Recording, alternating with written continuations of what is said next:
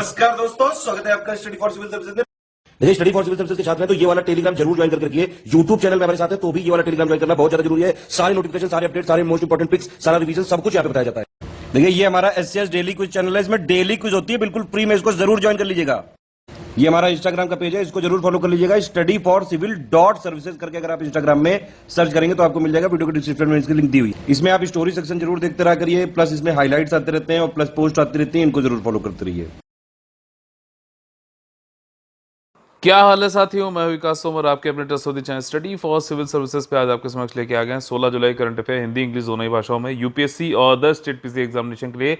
आज का हमारा सेशन बहुत ज़्यादा लाभदायक होने वाला है। देखिए, यूपीएससी का 25 जुलाई से और ईपीएफओ का ऑलरेडी 15 जुलाई से हमारा पेड ग्रुप चालू हो चुका है। ज़्यादा जानकारी के लिए 85648805309696060608 पे आप लोग कॉल कर सकते हैं। देखिए, हमारे जो सोशल मीडिया के हैंडल्स हैं उसमें इंस्टाग्राम पे हम लोग पेड पीडीएफ की पिक्स भी प्रोवाइड करते हैं, study for civil dot services, और टेलीग्राम पे only current affair study for civil services और ओनली यूपीएससी चैनल आप लोग सर्च करके ज्वाइन कर सकते हैं।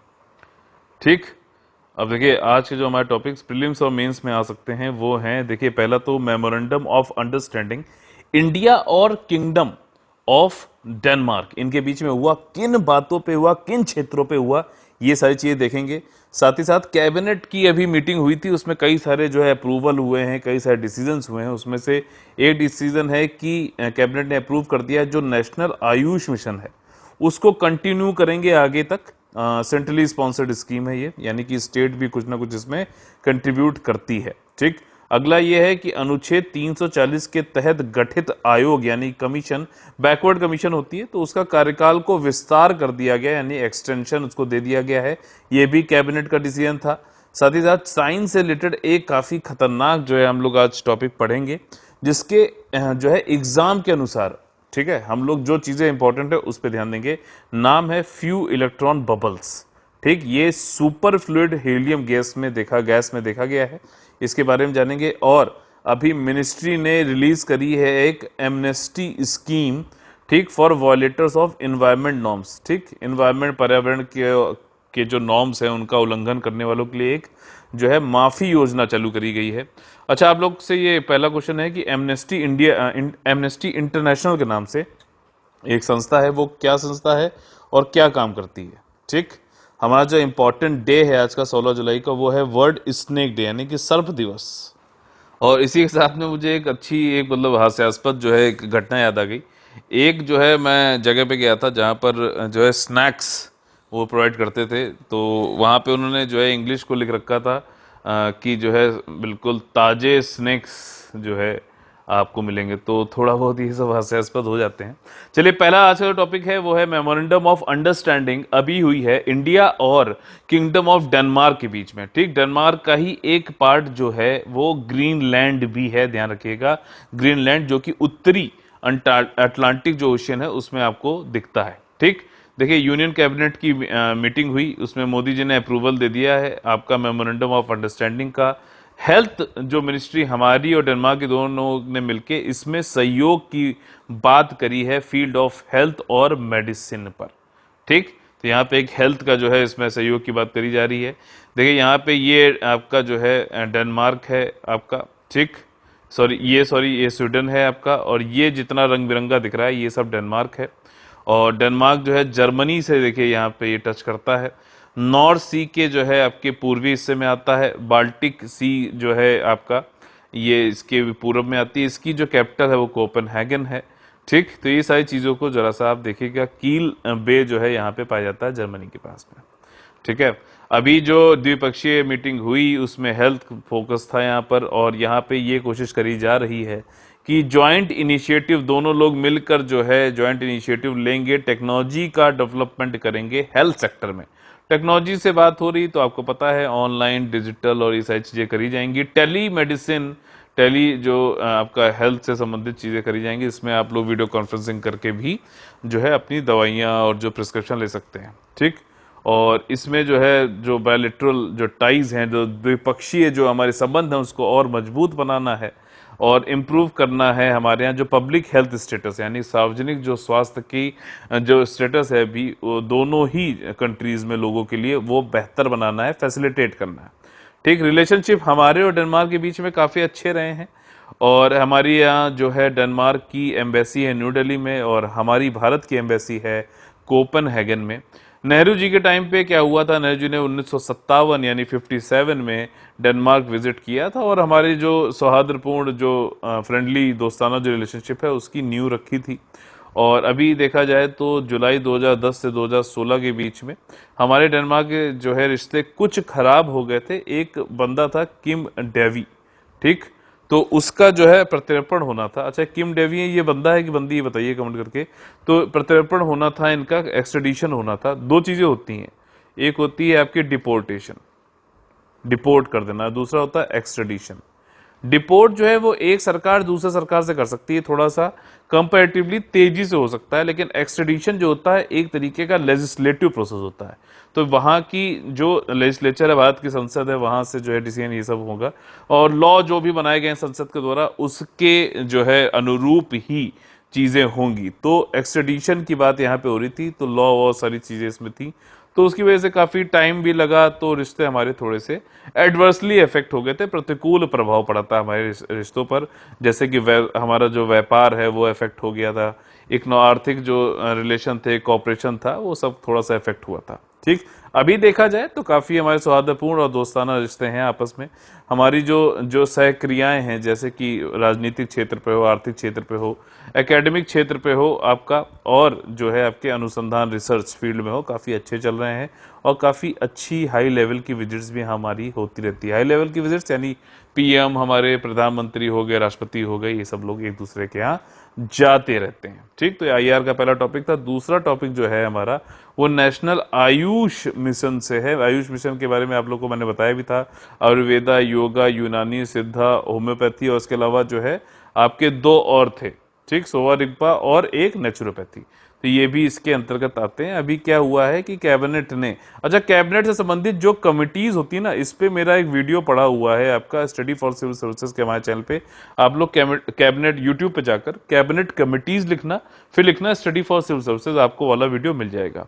तो यहाँ पर अभी कैबिनेट ने अप्रूव कर दिया है कि हम अभी चालू रखेंगे नेशनल आयुष मिशन जो है, जिसको कि सेंट्रली स्पॉन्सर्ड हम कहते हैं, मतलब कि इसमें स्टेट भी कुछ ना कुछ अपना कंट्रीब्यूशन करता है वित्तीय तौर पे, फाइनेंशियली तौर पे। तो इसको हम लोग चालू रखेंगे, कंटिन्यू रखेंगे। ठीक, मोदी जी ने जो है इस पे अप्रूवल दे दिया है। अब ये 31 मार्च 2026 तक चलेगी, 1 अप्रैल 2021 से। ठीक, काफी पैसा जो है केंद्र सरकार भी देगी, 3000 करोड़, और जो राज्यों की सरकार है वो 1600 करोड़ के करीब जो है अपना कंट्रीब्यूशन देंगे। ठीक, नेशनल आयुष मिशन अगर इसको हम बोलें कि भैया शुरू कब हुआ था, तो 15 सितंबर 2014 को चालू हुआ था। सेंट्रली स्पॉन्सर्ड स्कीम है और इसको जो है, जो मंत्रालय है इस मिशन को इम्प्लीमेंट करने के लिए, कार्यान्वित करने के लिए जो मंत्रालय है वो आयुष का मंत्रालय है। उद्देश्य यहाँ पे ये है कि जैसे हम लोग एलोपैथिक दवाइयाँ खाते हैं, अंग्रेजी दवाइयाँ खाते हैं, उसके अलावा जो हमारा आयुष है, आयुर्वेदा, योगा, इन सब को भी बढ़ावा दिया जाए। एलोपैथिक जो दवाइयाँ, जो मॉडर्न साइंस जिसे कहा जाता है, तो उसके पैरेलली हम लोग जो है आयुष को केंद्रित करें। आयुष को हम लोग शैक्षिक संस्थान बनाएं, एजुकेशनल इंस्टीट्यूशन बनाएं, ताकि लोग इसमें ज्यादा से ज्यादा पढ़ें और इसको बढ़ावा दें। साथ ही आयुष को हम, आयुष की जो आयुर्वेदा, इन सारी चीजों के लिए हम इसको प्राइमरी हेल्थ सेंटर्स पे भी, ठीक, देखिए क्या होता है, जमीनी तौर पे सबसे पहले होता है प्राइमरी हेल्थ सेंटर, ठीक, किसी डिस्ट्रिक्ट में बता रहा हूं, उसके ऊपर होता है कम्युनिटी हेल्थ सेंटर्स, ठीक, सामुदायिक स्वास्थ्य केंद्र बोलते हैं, फिर उसके ऊपर होता है डिस्ट्रिक्ट हॉस्पिटल्स, ठीक है। तो इन पे भी आपका जो है पैरेलली आयुष भी होंगे। आप लोग को जो है बताया भी, आप लोग ने पढ़ा भी होगा कि यहाँ पे आयुष से संबंधित जो कुछ केंद्र भी बनाए गए हैं डिस्ट्रिक्ट हॉस्पिटल पे, वहां पे आपको सस्ती दवाइयां भी मिल जाती हैं। तो वाली सारी चीजें भी आपको जो है इस तरीके से आयुष को बढ़ावा देना है। आयुष की जो सर्विसेज हैं उनको और प्रभावशाली बनाना है। ज्यादातर लोग जो है इसको सार्वभौमिक बनाते हुए यूनिवर्सल बनाना है, सब लोग इसको एक्सेस कर सकें। आयुष की डिस्पेंसरी बनाओ, हॉस्पिटल बनाओ, पीएससी, सीएससी, डीएच पे जो है इसको लेके जाओ। साथ ही साथ स्टेट लेवल पे भी एजुकेशनल इंस्टीट्यूशंस बनाओ, जैसे मैंने आपको बताया। 50 बेड तक का जो है आयुष हॉस्पिटल और ये सारी चीजें होनी चाहिए। आपका 12,500 Ayush health and wellness centres. Health and wellness centres आप लोग ने इसका नाम सुना होगा आयुष्मान मिशन पे। आयुष्मान मिशन में आप लोग को बता दूं आयुष से संबंधित नहीं है, ध्यान रखना। आयुष्मान मिशन जो है एक इंश्योरेंस स्कीम है, 5 लाख रुपए तक का इसमें बीमा कराया जाता है। देश के 10.74 करोड़ जो हाउस होल्ड्स हैं उनको इसमें जो है कवर किया गया है। दुनिया की सबसे बड़ी स्वास्थ्य की बीमा की योजना बताई जाती है और इसमें जो है जो सेकेंडरी और टर्शरी वाले हॉस्पिटल होते हैं बड़े, ठीक, वहां पे जो है आप जाके बीमा का जो है इसमें लाभ उठा सकते हैं। राज्य जो है इसके बेनिफिशियरीज को जो है आइडेंटिफाई करके बताता है। तो वो आयुष्मान स्कीम अलग है, लेकिन वहां पे भी हेल्थ एंड वेलनेस सेंटर करीबन 1.5 लाख बनाने की बात कही गई थी। यहाँ पे आयुष के जो हेल्थ एंड वेलनेस सेंटर है उनको 12,500 बनाने की बात करी जा रही है आयुष मिशन के अंतर्गत। आयुष के जो सिद्धांत हैं, जो प्रिंसिपल्स हैं, वो ये है कि जो मासेज हैं, जो जनता है, उसको खुद की केयर करनी आनी चाहिए ताकि जो डिजीज का बर्डन है वो कम कर सकें। और जो एक बहुत बड़ा कारण है गरीबों में और उनको गरीब बनाने वाला, आउट ऑफ पॉकेट एक्सपेंडिचर, ठीक, इसकी वजह से क्या होता है, कोई गरीब है उसको जो है, जिसका मतलब मान लीजिए महीने में उसकी 5,000 6,000 उसकी जो है तनख्वाह है, जो भी है, उसको कोई ऐसे परिवार में कोई ऐसी किसी को डिजीज हो जाती है जिसका खर्चा ही लाख रुपए है, तो आप ये समझ सकते हैं कि उसके पुश्तें तक जो है कर्जे में डूब जाती हैं। वो लोग कभी भी पॉवर्टी से बाहर उबर नहीं पाते हैं। तो उन सब को भी कम करने के लिए जो है आयुष का ये उद्देश्य है कि कम से कम पैसे में ज्यादा से ज्यादा अच्छा लाभदायक उनको जो है ट्रीटमेंट प्रोवाइड किया जाए। ठीक, इस मिशन के अंतर्गत जो गैप्स हमारे जो हेल्थ के इंफ्रास्ट्रक्चर में है उसको पूरा करना है, शैक्षिक संस्थान भी इसमें बढ़ाने हैं, और जो ऐसी जगहें हैं जो जहाँ पे हेल्थ की सुविधाएं बहुत अच्छी तरीके से नहीं पहुँच पाई हैं, या फिर जो ऐसी जगहें हैं जो वनरेबल हैं, वहाँ पे भी आयुष को पहुँचाएं। नेशनल आयुष मिशन का जो है स्पेशल फोकस यही है कि ऐसे एरियाज में हायर रिसोर्सेस डाले जाएं, ठीक, ज़्यादा जो है इसमें जो है आपका संसाधन डाले जाएं ताकि वहाँ पे जो है ये सारी चीजें पहुंचाई जा सके, और जो हेल्थ, जो स्वास्थ्य के अवसंरचना में, इंफ्रास्ट्रक्चर में जो कमियां हैं उसको आयुष पूरा कर सके। उपरोक्त मिशन से निम्नलिखित परिणाम मिलने की उम्मीद है, वो क्या क्या हैं? जैसे जो आयुष का हेल्थ केयर है उसमें लोग आसानी से जा सकें, एक्सेस कर सकें, ठीक, और साथ ही साथ जो है वहाँ पे फैसिलिटी, मेडिसिन और मैन पावर भी ट्रेंड मिले, ठीक, झोला छाप टाइप के ना हो, क्वैक्स ना हो, ठीक है। और इम्प्रूवमेंट करें आयुष की एजुकेशन पे। तो एजुकेशन आपको पता है एक मल्टीप्लायर इफेक्ट देता है।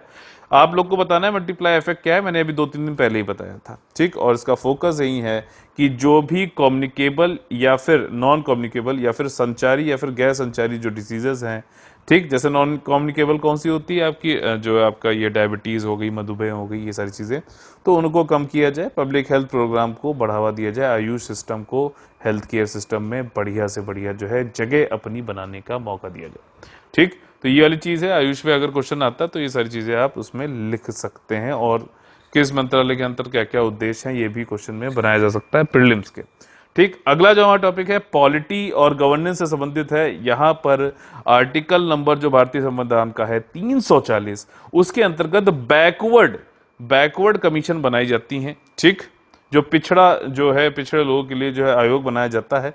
तो अब इसका टर्म जो है, ठीक, कार्यकाल का विस्तार यानी एक्सटेंशन कर दिया गया है। मोदी जी ने यहां पर भी अप्रूवल दे दिया है, और ये 11वां एक्सटेंशन है कमीशन का, जो कि आर्टिकल नंबर 340 के अंतर्गत बनाई गई थी। इस कमीशन का काम क्या है, ठीक, पिछड़ा जो है बैकवर्ड कमीशन ये है, आर्टिकल नंबर 340 में बताया गया है कि बैकवर्ड कमीशन बनाना जाना चाहिए, ठीक, और अप्रूवल इसमें देखिए कैबिनेट की रहती है, लेकिन आपका प्रेसिडेंट के नोटिफिकेशन यानी अधिसूचना के बाद ही ये लागू होता है। ये डिसीजन भी मान लीजिए वहां पे ये क्वेश्चन ये नहीं पूछेगा कि कैबिनेट ने दे दिया और ऑटोमेटिकली ये लागू हो गया, नहीं, जब तक प्रेसिडेंट के ऑफिस से अधिसूचना यानी नोटिफिकेशन नहीं आती है तब तक ये जो है प्रभावशाली नहीं होगा। ये क्वेश्चन इनडायरेक्टली बना सकता है, आपकी समझ को जो है वहां पे चेक करने के लिए यूपीएससी या फिर अदर स्टेट पीसी आयोग भी जो है कुछ इस तरीके के तार्किक लॉजिकल क्वेश्चन बना सकता है, ठीक। अच्छा, इस वाली कमीशन का कार्य क्या है जिसका जो है विस्तार किया गया, एक्सटेंड कर दिया गया है? इनका जो कार्य है वो है कि जो ओबीसीज हमारे यहाँ हैं, ठीक, सेंट्रल लिस्ट में, जो केंद्र के सरकार के द्वारा जो लिस्ट बनाई गई उसमें जो लोग ओबीसी के अंतर्गत आते हैं और शैक्षिक संस्थान और सार्वजनिक एम्प्लॉयमेंट रोजगार में, यानी कि जो एजुकेशन वाले इंस्टीट्यूशंस हैं और जो पब्लिक एम्प्लॉयमेंट है उसमें आरक्षण का लाभ उठाते हैं, तो इस कैटेगरी में आपका ओबीसी के अंतर्गत भी सब कैटेगरी बनाओ। ठीक, ओबीसी में मैं कहता हूं जो है बहुत सारे लोग हैं, बहुत सारी क्लासेस है, बहुत सारी जातियां हैं। ठीक, उसमें भी ऐसी जातियों को कमीशन ये देख रहा है कि भैया ऐसी जातियां जो अभी भी असमानता का शिकार हैं, उन तक ओबीसी के जो लाभ ओबीसी में आने के बावजूद भी उन तक नहीं पहुंचे हैं, उनमें जो है अभी भी जो है वहीं पिछड़ापन का जो है मतलब देखा जा रहा है, पिछड़े हुए हैं अभी भी। उन सबको एंटीफाई करना है, उन सबको सब कैटेगराइजेशन करना है, ताकि जो जैसे मान लीजिए आपका करीबन कितना 27% जो आपका आरक्षण है, तो उस मतलब अगर सब कैटेगरी बना दीजिए जाए, मान लीजिए कोई एबीसी क्लास को, ठीक, जो कास्ट को अगर एबीसी कास्ट को मतलब जो है ओबीसी के अंतर्गत बता दिया जाए कि भैया ये ओबीसी के अंदर भी अभी भी बहुत पिछड़े हुए हैं, तो उस 27 वाले रिजर्वेशन के अंतर्गत ही इनको कुछ जो है ये कह देंगे, मान लीजिए कि 10% इनको जो है स्पेशली अब दिया जाएगा, कम से कम 10% ये लोग रहेंगे। तो इसी को बोलते हैं सब कैटेगराइजेशन, और इसको एक और नाम दिया जाता है जिसको बोलते हैं हॉरिजॉन्टल रिजर्वेशन। ये चीजें आपको इतनी आसानी से एक जगह पे कहीं नहीं मिलेगी, जो मैं आपको यहाँ पे एक साथ बताता हूँ इंटरलिंकिंग करके, और आपके जो है जो नॉलेज है उसमें वैल्यू एडिशन करता हूँ। तो इसको आपका हॉरिजॉन्टल रिजर्वेशन आरक्षण कहते हैं। अगर जो आप वैसे देखते हो ना एससी, एसटी, ओबीसी और ईडब्ल्यूएस, ये जो होता है ये वर्टिकल आरक्षण होता है। ठीक, तो ये सारी चीजें, इसी के लिए कमीशन बनाया गया है। इसको अपनी रिपोर्ट देनी थी, अब 6 महीने का और एक्सटेंशन दे दिया गया है 31 जनवरी 2022 तक। और हाँ, आइडेंटिफाई वाई कर लिया वो सब तो ठीक है। ठीक, आपको कैसे उसको जो है पिछड़ेपन को घटाना है उसके भी जो है यहाँ पे इनसे रिकमेंडेशंस ली जाएंगी। कमीशन का ये काम रहेगा, और कई सारे लोगों से सलाह मशवरा करते हुए कमीशन अपना जो है रिपोर्ट दर्ज कराएगी। ठीक, यहाँ पे देखिए जो प्रेसिडेंट का नोटिफिकेशन आएगा उसी के बाद ये लागू कराया जाएगा। 6 महीने का जो एक्सटेंशन दिया गया है। जो कमीशन है उसको जो है 2 अक्टूबर 2017 को बनाया गया था। इशू वही है, सब कैटेगराइजेशन यानी कि उपवर्गीकरण करना है ओबीसी के अंतर्गत। इसके जो हेड हैं, बहुत ही ज्यादा इंपॉर्टेंट, ध्यान रखिएगा, 4 मेंबर की कमीशन है। जी रोहिणी जो चीफ जस्टिस रिटायर्ड हो चुके हैं आपके दिल्ली हाई कोर्ट के, वो इसके चेयरमैन हैं, हेड हैं। इसके जो आयोग के विचारार्थ विषय हैं, टर्म्स ऑफ रेफरेंस हैं, वो यही है कि जो इनइक्विटेबल डिस्ट्रीब्यूशन है, असमान वितरण हो रखा है ओबीसी के अंतर्गत, उस कैटेगरी को जो है आपको सेंट्रल लिस्ट में सब कैटेगरी बनानी है। और जो क्या मैकेनिज्म, क्या क्राइटेरिया, क्या तंत्र, मानदंड, पैरामीटर तैयार करना है कि किस तरीके से सब कैटेगराइजेशन होगा, साथ ही साथ आइडेंटिफाई कैसे किया जाएगा उनको, उस कास्टों को, कम्युनिटी को, समुदायों को, ठीक, वो सब कुछ बताना है, क्लासिफाई करना है। आर्टिकल नंबर 304 जो है आपका, जब कॉन्स्टिट्यूएंट असेंबली थी, जब कॉन्स्टिट्यूशन बनाया जा रहा था, ठीक है ना, तब जो संविधान सभा थी उसमें आर्टिकल नंबर ड्राफ्ट में 301 था, लेकिन अब ये फाइनली 340 है। और 340 में यही है कि भैया अपॉइंटमेंट करना है आपको बैकवर्ड क्लासेस के लिए एक कमीशन, ठीक, और ताकि इन्वेस्टिगेट किया जा सके कि कितना पिछड़े हैं, कैसे हम उनको पिछड़ापन उनका हटाया जा सकता है। प्रेसिडेंट जो है एक ऑर्डर देता है अपॉइंट करने के लिए कमीशन को, तब ये कमीशन अपॉइंट होती है। ऑर्डर प्रेसिडेंट देता है, लेकिन किसकी एड एंड एडवाइस पे करता है? कौन सा आर्टिकल है? आर्टिकल नंबर 75 के अंतर्गत आपका जो है प्रेसिडेंट को aid and advice of the council of ministers पे ही काम करना होता है, ठीक, और इन्वेस्टिगेट करके कि भैया ऐसी क्लासेस, कम्युनिटीज, ऐसी कास्ट जो कि पिछड़ापन किन 2 महीनों पे जो कॉन्स्टिट्यूशन में लिखा है उसकी बात कर रहा हूं, ठीक, कौन से 2 महीने? सामाजिक और शैक्षिक, ठीक, इसमें इकोनॉमिकली नहीं है, ध्यान रखना, भारत की टेरिटरी के अंदर।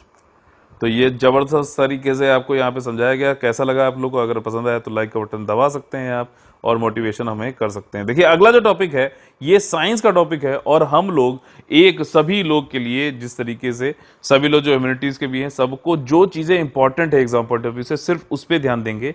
और इंपॉर्टेंट क्या होती है एग्जाम पॉइंट ऑफ व्यू से, यूपीएससी के लिए, अदर स्टेट पीसी एग्जामिनेशन के लिए, कि ये फ्यू इलेक्ट्रॉन बबल एक्चुअली में है क्या, इफ व्हाट, और साथ ही साथ इसका एप्लीकेशन यानी कि अनुप्रयोग क्या हो सकता है। ये दो चीजों अगर आपने कर ली तो आपके जो है क्वेश्चन जरूर सही हो जाएगा, क्योंकि वो यहाँ पे आपको साइंटिस्ट बनाने के लिए एग्जाम नहीं करा रहा है, आपको जो है प्रशासनिक सेवाओं में जो है प्रशासनिक अधिकारी के तरीके से आपको उसका एप्लीकेशन पता हो, ये चीज ज्यादा जरूरी है। और इसीलिए मैं कहता हूं जिस भी एग्जाम को आप दे रहे हो उस एग्जाम की डिमांड क्या है, अगर आपने वो चीज समझ ली है तो आपको जो है उसी हिसाब से ज्यादा रेलेवेंट तरीके से आप तैयारी कर सकोगे। देखिए फ्यू इलेक्ट्रॉन बबल जो है अभी ये सुपर फ्लूइड हीलियम गैस में देखा गया, अति तरल हीलियम गैस में फ्यू इलेक्ट्रॉन बबल देखा गया। ठीक, अब देखिए इलेक्ट्रॉन जहां पे रहता है तो वहां पे क्या होता है, बबल्स ऐसा बन जाता है ऊपर। ठीक, इसकी वजह से जो भी भौतिक और जो मतलब फिजिकल और केमिकल रासायनिक जो उसकी प्रॉपर्टीज होती हैं उस मेटल एलिमेंट की, वो बदल जाती हैं। ठीक है ना, तो ये जो है इलेक्ट्रॉन के बबल की वजह से ये इसकी फिजिकल और केमिकल यानी भौतिक और रासायनिक जो है प्रॉपर्टीज बदल जाती हैं। उसके बदलने से हम और भी कई सारी चीजों पे अलग अलग तरीके से इनका अनुप्रयोग यानी कि एप्लीकेशन कर सकते हैं। जो ये चीज ढूंढी गई है वो ढूंढी गई है आपके साइंटिस्टों द्वारा जो Indian institute of science Bangalore में हैं। उन्होंने एक्सपेरिमेंट किया था, यहाँ पे प्रयोगात्मक रूप से इसको दिखाया कि जो है अभी दो स्पेशीज पाई जाती हैं फिर इलेक्ट्रॉन बबल की, सुपर फ्लूइड हीलियम में, और ये पहली बार देखा गया है। ठीक, इतनी चीजें समझ में आ गई। वॉट क्या है ये हमने देख लिया। फ्यू इलेक्ट्रॉन बबल जो होते हैं ये एक यूजफुल मॉडल है। ये स्टडी करता है कि भैया इलेक्ट्रॉन जो है किसी मेटल में उसकी एनर्जी की स्टेट्स क्या हैं और वो किस तरीके से इलेक्ट्रॉन्स आपस में इंटरैक्ट करते हुए बिटवीन देम कैसे जो मटेरियल है उसकी प्रॉपर्टीज को किस तरीके से बदलता है। ठीक, समझ में आई बात। अगला जो है कि जो फ्यू इलेक्ट्रॉन बबल होते हैं ये नैनोमीटर साइज के होते हैं, आप ऐसे देख नहीं सकते माइक्रोस्कोप के बिना। तो नैनोमीटर साइज के जो है गुहाएं होती हैं यानी कैविटीज होती हैं लिक्विड हीलियम में, और ये बहुत हैंडफुल ऑफ फ्री इलेक्ट्रॉन होते हैं। ठीक, आपका पता है न्यूक्लियस होता है, न्यूक्लियस में आपका जो है न्यूट्रॉन और प्रोटॉन होता है, उसके आउटर सर्कल में जो है आपके इलेक्ट्रॉन्स होते हैं, और इलेक्ट्रॉन ज्यादातर जो है इस पे निगेटिव चार्ज होता है, और ये जो है फ्री इलेक्ट्रॉन जोड़ते रहते हैं। ये जो है आपका ये कभी कभी दूसरे जो बॉन्ड जो दूसरा मटेरियल हुआ उसके साथ में बॉन्डिंग करने पे भी इलेक्ट्रॉन ही काम आता है। ठीक, तो यहाँ पे ये क्या करता है, यहाँ पे मान लीजिए इसके आउटर स्टेट में मान लीजिए कम है तो दोनों लोग मिलके बराबर इलेक्ट्रॉन कर लेते हैं एक दूसरे के मिला के, तो बॉन्डिंग बनाते हैं। ठीक, सिंपल सी बात है, ज्यादा इसके उसमें डीप में नहीं जाएंगे। और यहाँ पे जो नंबर है, स्टेट है, क्या इंटरेक्शन है फ्री इलेक्ट्रॉन का, इसकी वजह से मटेरियल की प्रॉपर्टीज जो है फिजिकली और केमिकली चेंज हो जाती है। सिग्निफिकेंस महत्व जो है वो यहाँ पर फ्यू इलेक्ट्रॉन जो बबल का है वो ये है, साइंटिस्ट को जो है समझने में आसानी होती है कि फ्यू इलेक्ट्रॉन की वजह से मटेरियल किस तरीके से इंटरैक्ट करेगा एक दूसरे से, या ठीक, और विद ईच अदर। और अकॉर्डिंग टू ऑर्थर जिन्होंने ये बताया अभी साइंटिस्टों ने, उन्होंने कहा है कि फ्यू इलेक्ट्रॉन बॉन्ड ये जो बबल है ये फॉर्म कैसे होता है, ये बताता है कैसे फॉर्म होता है, इससे ये पता चलता है कि ये कैसे कैसे अपनी स्व संयोजन यानी सेल्फ असेंबली सॉफ्ट मटेरियल की कर सकता है। ठीक, इतना बहुत ध्यान रख लेना। और मेन चीज जो है, ये चीज करने का जो मेन कारण है जो इसको लिए किया जा रहा है, उसके पीछे जो कारण है वाई फैक्टर अगर देखा जाए तो वो ये है कि अगर हम इसको समझ जाते हैं और इसमें नॉलेज बना लेते हैं तो हमें क्वांटम मटेरियल बनाने में काफी जो है सहायता मिलेगी। ये सबसे बड़ा एप्लीकेशन है। ठीक, इलेक्ट्रॉन बबल जो होता है ये आपका एक एम्प्टी स्पेस क्रिएट कर देता है और अराउंड ए फ्री इलेक्ट्रॉन। मान लीजिए ये सतह है तो ये फ्री इलेक्ट्रॉन है, तो इसके पास में ऐसे बबल ये बन गया, तो ये जो है एम्प्टी स्पेस है।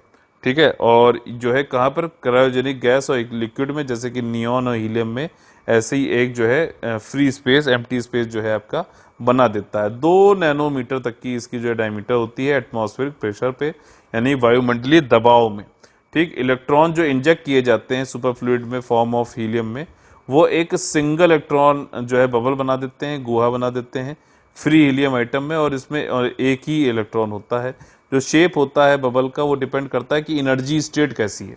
ठीक, जैसे मैंने यहाँ पे तो देखिए ये स्फेरिकल बना रखा है, कोई जरूरी नहीं कि स्फेरिकल ही हो, जब इलेक्ट्रॉन लोवेस्ट एनर्जी पे होगा तब ये स्फेरिकल बनाएगा। अदरवाइज जो है ये अलग अलग मल्टीपल इलेक्ट्रॉन बबल जो है अलग अलग जो है शेप के भी हो सकते हैं। 1000 जो जिसमें कि कई सारे इलेक्ट्रॉन भी हो सकते हैं। यहाँ पे तो सिर्फ एक था और वो भी ग्राउंड स्टेट पे था, लोएस्ट एनर्जी पे था। इलेक्ट्रॉन क्या होता है? ये एक उप परमाणु कण होता है कि एटम के अंतर्गत सब एटॉमिक पार्टिकल होता है जो कि ऑर्बिट करता है आपका न्यूक्लियस को। न्यूक्लियस था, मैंने आपको बताया था, इसके ऑर्बिट में जो है यहाँ पे ये आपका जो है इलेक्ट्रॉन रहते हैं, ठीक। और ये निगेटिव चार्ज होता है इस पे, और ये बहुत छोटे होते हैं न्यूक्लियस से। अगर आप इसका कंपैरिजन करना चाहते हैं तो ये वैसे ही है जैसे बीच में सूर्य हो गया और जो है आपके इर्द गिर्द जैसे अर्थ हो गया। तो ये काफी छोटा हुआ, अर्थ जो है आपका बड़ा है, जो कि न्यूक्लियस है हमारे सौर मंडल का, ठीक। और इलेक्ट्रॉन जो है काफी इंपॉर्टेंट रोल प्ले करता है कई सारे जो मटेरियल है उनके फिजिकल फिनोमिनन पे, जैसे कि बिजली, आपका विद्युतीय, चुंबकीय और रासायनिक, और थर्मल कंडक्टिविटी यानी कि आपका तापीय चालकता, ठीक। और इसके अलावा जो है ये ग्रेविटेशनल, इलेक्ट्रोमैग्नेटिक और वीक इंटरेक्शन में भी पार्ट लेता है। कौन? इलेक्ट्रॉन, ठीक। तो ये वाली चीज है। अगला जो हमारा टॉपिक है वो जो है आपका गवर्नेंस से संबंधित है और इन्वायरमेंट गवर्नेंस से संबंधित है। मिक्स टॉपिक है, इंपॉर्टेंट है। मिनिस्ट्री ने अभी क्या है, इसका काफी क्रिटिसिज्म भी हो रहा है कि जो इन्वायरमेंट के नॉर्म्स हैं, मानक हैं, इन्वायरमेंट इम्पैक्ट असेसमेंट के अंतर्गत पर्यावरणीय जो इम्पैक्ट हो रहा है उसका जो मूल्यांकन करते हैं हम लोग किसी इंडस्ट्री को लगाने के लिए, किसी प्रोजेक्ट को बनाने के लिए, हम पहले से इन्वायरमेंट इम्पैक्ट असेसमेंट करते हैं कि फला फला इंडस्ट्री से और प्रोजेक्ट से इन्वायरमेंट के ऊपर क्या इम्पैक्ट पड़ सकता है। ये जो भी इंडस्ट्री या प्रोजेक्ट बना रहा है उसकी जिम्मेदारी होती है कि इन्वायरमेंट इम्पैक्ट असेसमेंट कराए, वहां के जो लोग हैं उनसे सलाह मशवरा करे, उसका एक टाइम होता है, और फिर उसके बाद जो है उन बातों को रखते हुए पर्यावरण को कम से कम जो नुकसान पहुंचाते हुए अपने प्रोजेक्ट को या फिर इंडस्ट्री को चलाए, संचालन करे। अब इसमें एक चीज अगर आप ब्रॉडली देखो तो इसमें हो ये रहा है कि डेवलपमेंट को, ठीक है, जो इंडस्ट्री है, प्रोजेक्ट है, डेवलपमेंट को इन्वायरमेंट के साथ में जोड़ा जा रहा है, पब्लिक से कंसल्टेशन हो रही है, तो जो है आपका सोसाइटी को भी जोड़ा जा रहा है, और ये तीन फैक्टर बन मिलके, इकोनॉमी, इन्वायरमेंट, सोसाइटी मिलके ही आपका क्या बनाता है, आपका सतत विकास यानी कि सस्टेनेबल डेवलपमेंट बनाता है। तो EIA can also be said as a tool for the sustainable development, ठीक। तो ये वाली चीज है। अब यहाँ पे एनवायरनमेंट का जो उल्लंघन करने के बाद भी सरकार ने ये कहा है कि हम उनको कुछ जो है माफी योजना ला रहे हैं, आप अपना थोड़ा बहुत जो है कुछ इसमें कर दीजिए कंट्रीब्यूशन, और जो है आपको माफ कर दिया जाएगा। क्या क्या चीजें हैं, क्या क्या इसमें चैलेंजेस हैं, क्या क्या कंसर्न्स हैं, क्या क्या चिंताएं हैं, सारी चीजें देखेंगे। यूनियन गवर्नमेंट ने अभी ये एमनेस्टी स्कीम की बात करी गई है, जो भी इंफ्रास्ट्रक्चर, ठीक, अवसंरचना और जो इंडस्ट्रियल प्रोजेक्ट हैं जिन्होंने एनवायरमेंटल नॉर्म्स को वायलेट किया है उनके लिए, ठीक। अभी 7 जुलाई को क्या हुआ था कि जो स्टैंडर्ड ऑपरेटिंग प्रोसीजर होते हैं, ठीक, मिनिस्ट्री द्वारा एक नए लाए गए हैं, एक कार्यालय ज्ञापन के जरिए निर्धारित मानक संचालन प्रक्रिया यानी कि SOP जो होते हैं वो लाए गए हैं उन प्रोजेक्ट के लिए जिन्होंने जो है डोंट है प्रायर एनवायरमेंटल क्लियरेंस अभी तक नहीं लिया है, और उनको जो है अभी क्लोज किया जाए और उनका पहले मूल्यांकन किया जाएगा एफ्रेश। तो ये अभी जो है नया स्टैंडर्ड ऑपरेटिंग प्रोसीजर लेके आई है मिनिस्ट्री, ठीक। तो पहली चीज में क्या बताएगी, जो प्रोजेक्ट जिनके पास एनवायरमेंटल क्लियरेंस नहीं है उनको क्लोज करो और उनका मूल्यांकन करो। साथ ही साथ जो है उसमें ये भी बताया है उन्होंने कि पीपल को इन्वॉल्व करो सारे प्रोजेक्ट पे जिन्होंने जो है वॉलेट किया एनवायरमेंटल नॉर्म, और उनके ऊपर पेनल्टी लगाओ, ठीक, पे उनको करना पड़ेगा। यही है बचाओ योजना या फिर ये जो माफी योजना है कि पेनल्टी दे दो और फिर अपना काम चालू करो। ऑफिस का जो मेमोरेंडम है उसके अंतर्गत ये बताया गया है, और ये कहा गया है कि इसमें प्रावधान ये भी है कि जो इंडस्ट्रीज को फॉर डिमोलिशिंग इंडस्ट्रीज जिन्होंने कभी एनवायरमेंटल क्लियरेंस लिया ही नहीं है, और तो उनको तो भैया डिमोलिश कर दो, उनको तो खत्म ही करो, ठीक। स्टैंडर्ड ऑपरेटिंग प्रोसीजर जो है वो यही है कि प्रोजेक्ट को मान लीजिए किसी प्रोजेक्ट ने अपनी कैपेसिटी बढ़ा ली, ठीक, जो और उसकी उन्होंने परमिशन नहीं ली थी, तो एक तरीके से उल्लंघन ही है ना।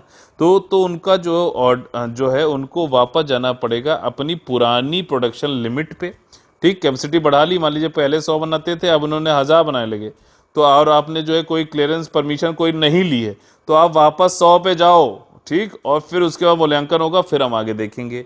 साथ ही साथ यहाँ पे भी ये भी कहा गया है कि जो एनवायरमेंटल क्लियरेंस अगर आपने पहले से नहीं लिया है किसी प्रोजेक्ट ने, तो अब जो नए नॉर्म्स हैं उसके अंतर्गत आपको प्रोडक्शन जो है रिस्ट्रिक्ट करना पड़ेगा पहले वाले उस पर, और फिर आपको मूल्यांकन करना पड़ेगा, उसकी रिक्वायर्ड है, ठीक, और प्रायर इलेक्ट्रॉन आपका इन्वायरमेंटल जो क्लियरेंस है वो लेना पड़ेगा। और जो प्रोजेक्ट पूरी तरीके से वायलेट कर रहे होंगे इन्वायरमेंटल नॉर्म्स को, और कभी नेवर एलिजिबल फॉर, और कभी भी एलिजिबल पात्र थे ही नहीं इन्वायरमेंटल क्लियरेंस के लिए, तो उनको तो तुरंत डिमोलिश या फिर क्लोज किया जाएगा। जैसे कि कई सारी पॉल्यूटिंग जो प्रदूषणकारी जो उद्योग हैं और उनको लगा रखा है इको सेंसिटिव कोस्टल जोन्स में, तटीय क्षेत्रों में, तो उनको तो बंद करो मेरे भाई। ठीक, प्रोजेक्ट जो वायलेट करते हैं नॉर्म्स को but are permissible with the assess for the damage caused a remediation plan developed. आसान भाषा में अगर ये समझें तो कुछ ऐसे प्रोजेक्ट हैं जिन्होंने वायलेट तो किए हैं नॉर्म्स, लेकिन उनको परमिसिबल कर दिया गया, स्वीकार कर दिया गया है, तो उनका जो है ये देखा जाएगा कितना उन्होंने डैमेज कर दिया है, और साथ ही साथ अब उनको एक उपचार योजना विकसित करनी पड़ेगी, रीमेडिएशन प्लान डेवलप करना पड़ेगा। ठीक, और ये जो प्रोजेक्ट हैं उनको बैंक गारंटी देनी पड़ेगी, किसके इक्विवेलेंट, किसके समान, कि रीमेडिएशन जो आपका योजना है, आपकी उपचार योजना, और जो भी नेचुरल और कम्युनिटी रिसोर्स ऑगमेंटेशन प्लान है, इसके बराबर जो है प्रोजेक्ट को बैंक में गारंटी देनी पड़ेगी, यानी पैसा उसको जमा करना पड़ेगा। ठीक, नेचुरल जो है आपका प्राकृतिक और सामुदायिक संसाधन वृद्धि योजना और रीमेडिएशन प्लान, ये दोनों प्लान के बराबर आपको करना पड़ेगा पैसा जमा। किसके पास? सेंट्रल, किसके लिए, मतलब सेंट्रल और स्टेट पोल्यूशन कंट्रोल बोर्ड के लिए। ठीक, जो बताएंगे बैंक गारंटी को तभी रिलीज किया जाएगा जब वो अपना जो ये उपचार वाला प्लान है वो कार्यान्वित कर देंगे, तो उनको पैसा वापस मिल जाएगा। अदरवाइज जो है ये पैसे से ही वो नहीं कर रहे हैं, तो जो है सरकार कराएगी आपका जो है पोल्यूशन कंट्रोल बोर्ड्स के द्वारा। अब इसमें चिंताएं देखिए क्या है, यहाँ पे ये बोला गया है, इन्वायरमेंटल एक्सपर्ट जो है विशेषज्ञ पर्यावरण वाले वो ये कह रहे हैं कि भैया ये जो नए प्रावधान लाए गए हैं इसमें, इसके जरिए क्या हो रहा है कि ऐसे प्रोजेक्ट जो साइज, स्केल, इम्पैक्ट उनका नहीं देखा गया और खाली जो है बस उनको किसी तरीके से चालू करवा दिया जाए फिर से कुछ पैसा देने के बाद, ये एक तरीके का पूरा राजनीतिक मूव है, इसलिए इसका विरोध हो रहा है, पहली बात। दूसरी चीज है जो प्रोविजंस हैं नए जो माफी योजना के, वो वैसे ही हैं जैसा कि पहले जो है मसौदा तैयार किया गया था एनवायरमेंट इम्पैक्ट असेसमेंट का, पर्यावरण प्रभाव आंकलन अधिसूचना का 2020 में। ठीक, जिसमें कि ये कहा गया था कि भैया कोई आए, प्रोजेक्ट आए, पहले काम कर दे और उसके बाद फिर उनको क्लियरेंस दे दो। पोस्ट फैक्टो मतलब कोई चीज हो चुकी उसके बाद आप दे दो, तो मतलब पहले अच्छा एक चीज है, आप मान लीजिए ये कह तो दिया जाता है कि जंगलों से पेड़ काट दो और फिर उसके बाद मान लीजिए डेवलपमेंट के लिए कोल वोल निकालना है या फिर जैसा होता है, फिर आप कहते हो कि उसको कहीं और पेड़ लगा दो जाके। लेकिन क्या जो जंगल में पेड़ था इतने सालों से, तो इकोसिस्टम को क्या इफेक्ट होता है, कितना इफेक्ट हुआ, एक चीज आप इसका आंकलन कर सकते हो क्या? तो आप पहले तो ये करवा दो, पहले आपने पूछा नहीं और फिर उसके बाद उसको क्लियरेंस दे दो, तो ये तो चीज ठीक नहीं है। जो ड्राफ्ट ये एनवायरमेंट इम्पैक्ट असेसमेंट का नोटिफिकेशन 2000 आया था उसके बारे में थोड़ा जान लेते हैं, जिसका क्रिटिसिज्म भी हुआ था। इसमें एक तो देखो इन्होंने ये क्राइटेरिया गवर्नमेंट ने नहीं बताया कि स्ट्रेटेजिक प्रोजेक्ट कौन से हैं, रणनीतिक श्रेणीबद्ध कौन से हैं, आपका सामरिक महत्व वाले प्रोजेक्ट कौन से हैं, और आपने ये बताया नहीं है तो आप जो है उनसे काम करवा लोगे, बाद में कुछ कह दोगे भैया क्लियरेंस ले लेना, तो ये चीजें ठीक नहीं है। और आप ऐसे जो है बोल के स्ट्रेटजिक नाम दे के आप किसी को भी जो है स्ट्रेटजिक बोल के जो है आप ऐसा एनवायरनमेंट के साथ में खेल नहीं कर सकते, नहीं करना चाहिए। ठीक, ड्राफ्ट नोटिफिकेशन ये भी कहता है कि कई सारी बड़ी जो इंडस्ट्रीज हैं, प्रोजेक्ट्स हैं, उनको पब्लिक कंसल्टेशन से जो है छुटकारा दे दिया गया है।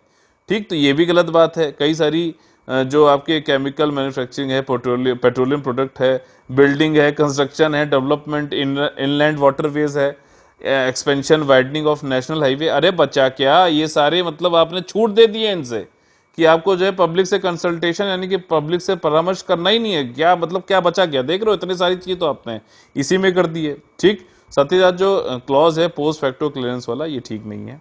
और ये प्रोजेक्ट जो है स्टार्ट हो गया, उन्होंने कोई एनवायरमेंटल क्लियरेंस नहीं लिया, परमिशन नहीं लिया और तहस नहस कर दिया एनवायरमेंट और बाद में कह दिया चलो अब ले लेते हैं, तो ये this is not done as per the environment sake. ठीक, और ये जो है इन्होंने पब्लिक से जो परामर्श करने का जो टाइम भी है वो भी कम कर दिया, सिर्फ 40 दिन मैक्सिमम, और उसमें भी जो है रिड्यूस करके अगर आप देखा जाए तो 30 से 20 दिन ही कर दिया है।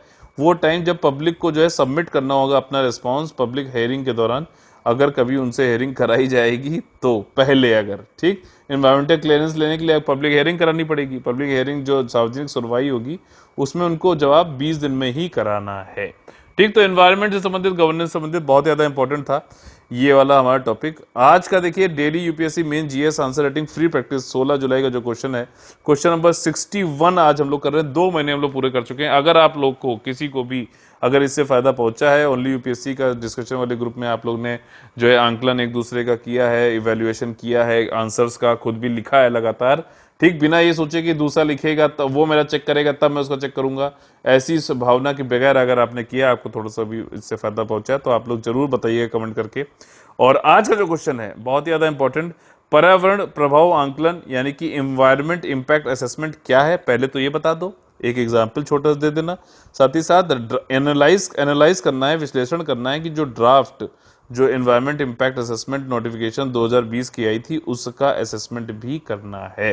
ठीक, प्रोज एंड कॉन्स ये सारी चीजें आपको बतानी होगी। आगे हम लोग फेवरेट सेक्शन पे जिसका नाम है कौन बनेगा एएसपीसीएस, इसमें प्रीलिम से क्वेश्चन, ऑब्जेक्टिव टाइप क्वेश्चन कैसे सॉल्व करने चाहिए ट्रिक्स और मेथड्स के जरिए, उसको हम लोग यहाँ पर देखते हैं। देखिए क्रिप्टोगेमिक गार्डन, अगर क्रिप्टोगेमिक नाम दे दिया जाए ना सिंपल, तो आप इसको क्रिप्टो करेंसी मान लोगे आज के टाइम पे, इसीलिए वाला क्वेश्चन बहुत ज्यादा इंपॉर्टेंट हो जाता है। क्रिप्टोगेमिक जो है आपका गार्डन से संबंधित कुछ स्टेटमेंट दिए गए हैं।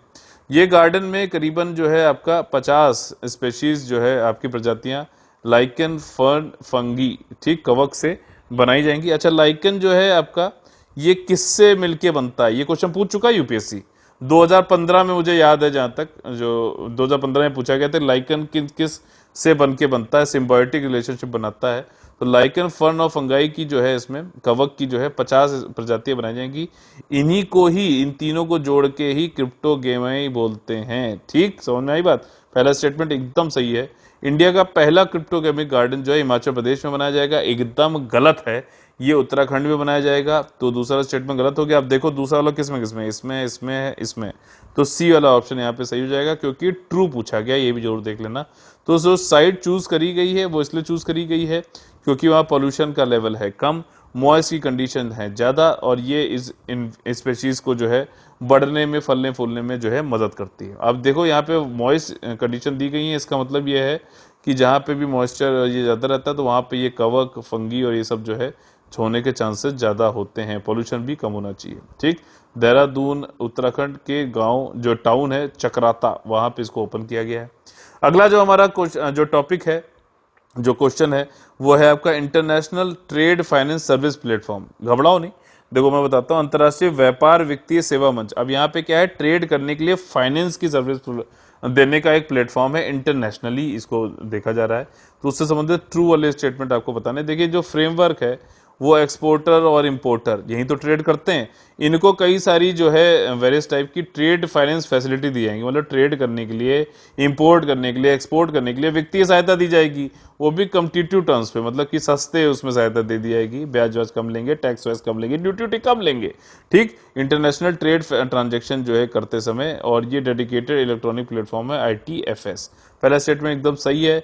अगला जो है कि आपका इंटरनेशनल फाइनेंशियल सर्विसेज सेंटर की अथॉरिटी जो है उसने अभी एक फ्रेमवर्क निकाला है और कहा है कि हम सेटअप करेंगे, ऑपरेट करेंगे international trade financial service platform, और जो कि ये प्रोवाइड करता है कि ट्रेड फाइनेंस की सर्विसेज और at international finance services centres पर। ठीक, तो ये भी स्टेटमेंट एकदम सही है। और यहाँ पे जो है ये हेल्प करेगा कि कन्वर्ट कर सके ट्रेड रिसीवेबल्स को लिक्विड फंड्स में। ठीक, to obtain short term funding मिल जाएगी इंपोर्टर और एक्सपोर्टर्स को। ट्रेड रिसीवेबल्स ये EPFO वालों को ये आता होगा, जैसे कि किसी दुकान वाले ने मान लीजिए बिस्किट बेच दिए किसी कस्टमर को, ठीक, तो अब ट्रेड तो हो गई, यहाँ पर दुकान वाले ने ट्रेड तो कर दी, बिस्किट तो दे दिए। अब जब इसको जो है पैसा इससे कस्टमर से लेना है तो ये अपनी बुक्स में जो है क्या लिखेगा, इसको लिखेगा ट्रेड रिसीवेबल, इसको पैसा लेना है बिस्किट का। ठीक, वहीं जो है ट्रेड जो है आपका इसका उल्टा होता है, जो पेएबल होता है उसमें क्या है, वो कस्टमर अपनी बुक्स में लिखेगा कि उसको ट्रेड जो हो गई थी बिस्किट की उसका पैसा देना है। तो EPFO वालों को ये पता होगा। इसमें सारे स्टेटमेंट सही हैं। और इसी के साथ में आज का हमारा सेशन खत्म होता है। अगर आप लोगों को पसंद आया तो लाइक का बटन तोड़िए और शेयर सब्सक्राइब करके ज़्यादा से ज़्यादा लोगों को जोड़िए, ताकि हमारा जो मिशन है कि ज़्यादा से ज़्यादा लोगों को जो है हम यहाँ पे सेलेक्ट करा सकें, वो पूरा हो सके। ठीक, EPFO और UPSC का हमारा जो है कंप्लीट पेड ग्रुप और टेस्ट सीरीज का पेड ग्रुप चालू है। ज़्यादा जानकारी के लिए आप लोग 8564880530 9696066089 पे कॉल करके आप जानकारी ले सकते हैं। तो चलिए कल फिर मुलाकात होगी सुबह 10 बजे, तब तक के लिए आप लोगों से लेते हैं अलविदा। जय हिंद, जय Bharat, all the very best है, वंदे मातरम, सुरक्षित रहिए, खूब पढ़िए।